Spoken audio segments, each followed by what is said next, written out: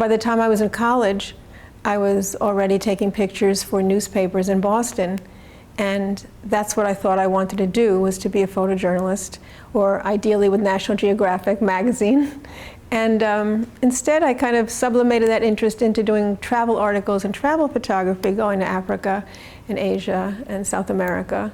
And it was just by chance that I fell into dance, because I wasn't a dancer and I didn't have a passion for looking at dance, but it was something that caught my eye, caught my interest as a nice subject matter that I could explore. And so other kinds of photography more or less fell away.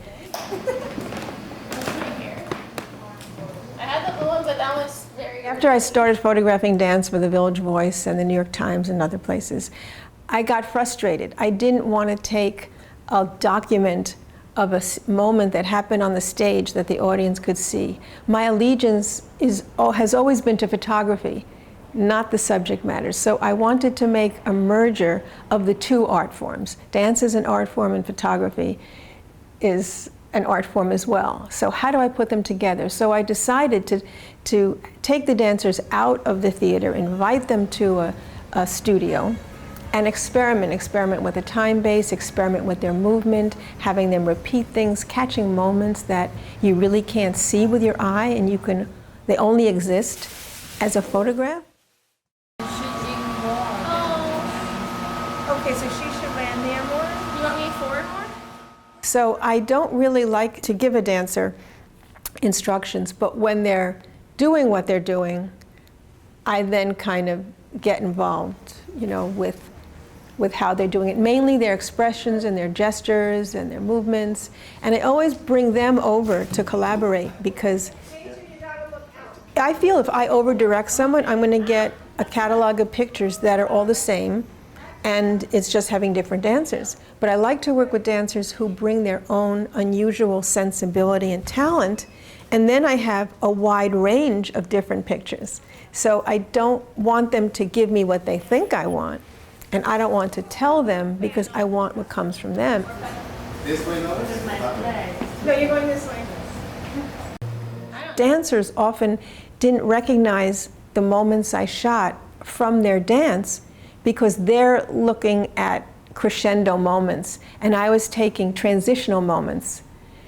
And that began my style of trying to get moments that express something that's not really a pose, and then stopping it at a 2,000th of a second or so, because if you have someone really twirling or jumping or doing kamikaze motions in the air, and your camera can't capture that split second, you don't have it. But I started shooting with this very thin time base, so that the pictures, it looks like the dancers are holding their contorted positions in the air while I take the picture, but of course they can't. It's happening so fast that you or I couldn't see it. So I just developed this instinct of photographing things that I imagined would result in a good moment. It's like me embodying time in some way. If I didn't photograph all the moments in all these books, the moments only exist because I photographed them. The moments did not pre-exist my photography, and the moments created as pictures are the result of this collaboration I have with the dancers. So that was the kernel idea that inspired me.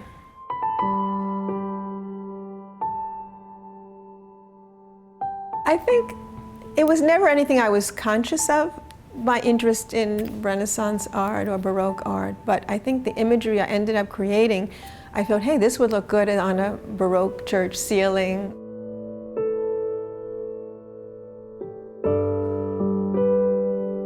I see them as sculptures too, and I see more the relationship between what I call a sculptural moment that I may shoot and then a Bernini sculpture.